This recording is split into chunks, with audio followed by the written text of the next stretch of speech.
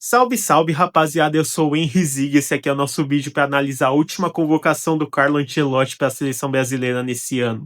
Se você acompanhou o futebol hoje, você viu que o Ancelotti fez a última convocação dele para as datas FIFA agora de novembro, que o Brasil vai jogar contra o Senegal no dia 15 lá em Londres e contra a Tunísia no dia 18 lá em Lille, na França. São dois jogos de bom nível, né? O Senegal tem uma seleção boa, a Tunísia já nem tanto, mas é um teste válido para a seleção, assim como nos dois últimos jogos o Brasil encarou a Coreia e o Japão. Nossa, quase que não saiu, encarou, né? Encarou o Japão e a Coreia. Contra a Coreia foi um 5-0, jogando muito bem, e contra o Japão levou um 3-2 naquele jogo que o Fabrício Bruno não foi muito bem. Primeira derrota do Brasil para o Japão na história, tal. Melhor nem lembrar muito, né? Mas agora a gente vai ver o que ele fez dessa convocação, analisar, ver se... Porque tivemos boas surpresas, tivemos nomes também um tanto quanto questionáveis, se é que você me entende. Mas, pelo visto que ele comentou na coletiva, na convocação de março, nos jogos de março que ele vai fazer, ele não quer fazer grandes testes, ele já quer basicamente fechar o grupo da Copa do Mundo. Talvez faça algum teste, chame o Endrick, o Neymar, quem sabe, né? Por favor, Ancelotti, chame o Neymar. Mas não espere ver grandes surpresas igual teve nessa convocação de agora. No gol, não teve surpresas, né? Bento, Ederson e Hugo Souza, basicamente a mesma convocação que ele levou para os jogos contra o Japão e a Coreia. Bento não faço a menor ideia de como que ele tá lá no Arabão, no Campeonato Árabe, mas é um nome que já é bem conhecido, já foi testado pelos outros técnicos que passaram pela seleção também. O Ederson, né, um nome de segurança, reserva do Alisson já durante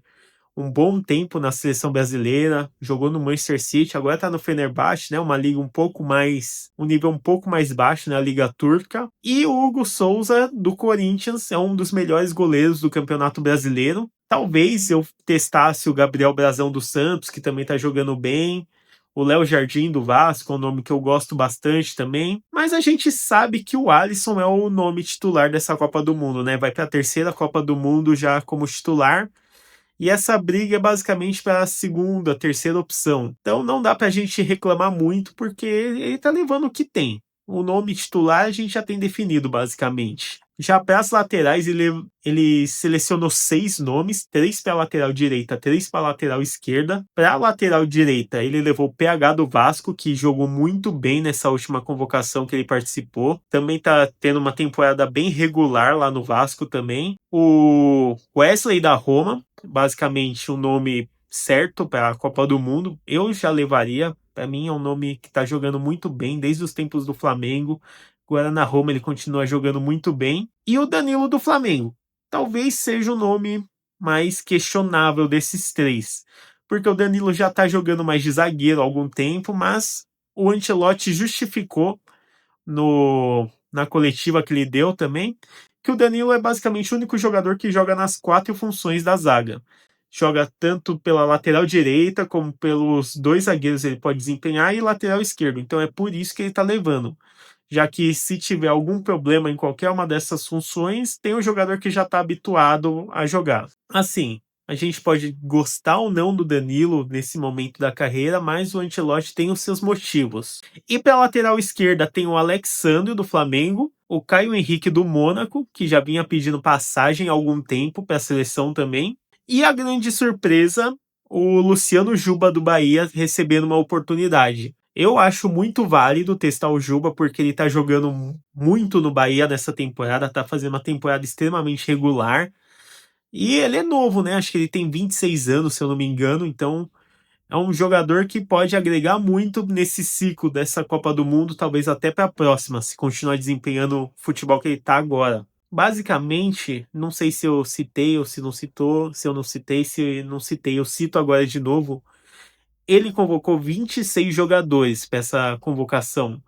Basicamente, por jogo, só pode chamar 23 por partida. Então, vai ser 23 jogadores contra o Senegal, 23 jogadores contra a Tunísia.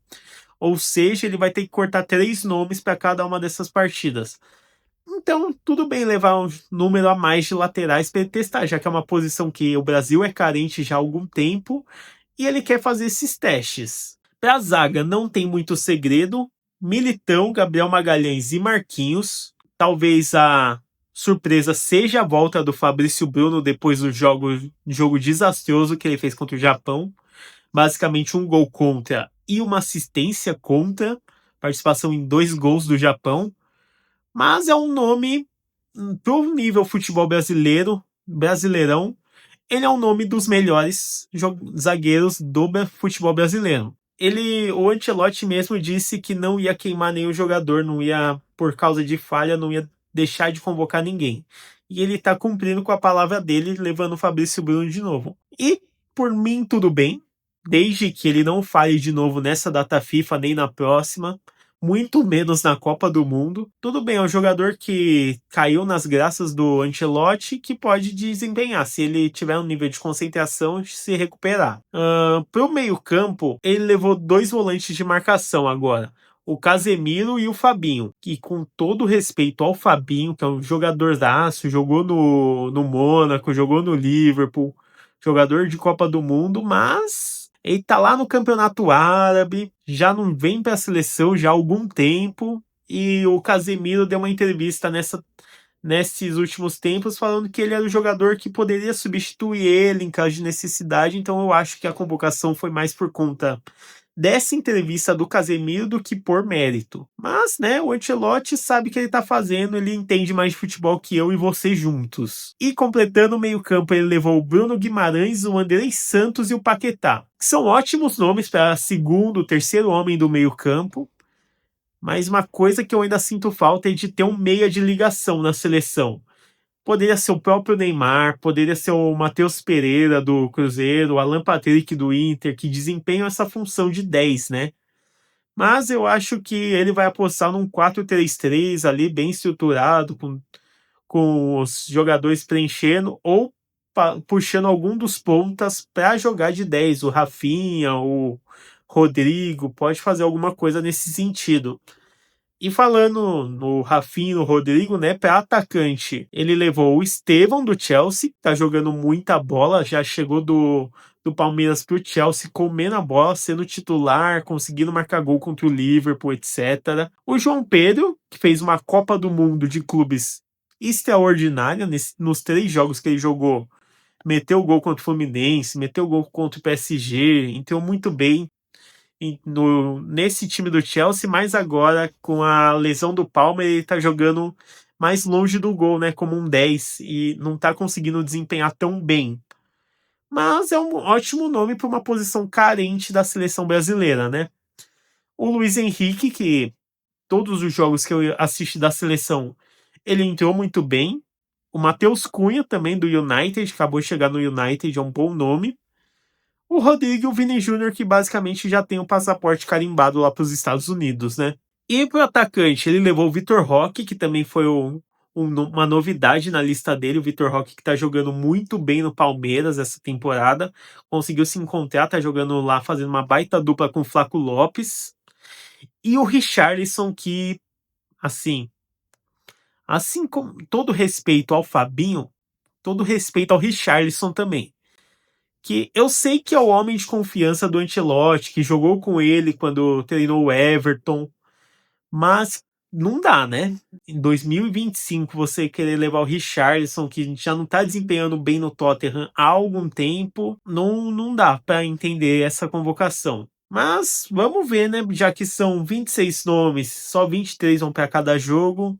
O Ancelotti levou o homem de confiança dele, já que todo técnico tem o seu homem de confiança, assim como o Filipão levou o zagueiro Henrique em 2014, o Tite levou o Cássio Fagner.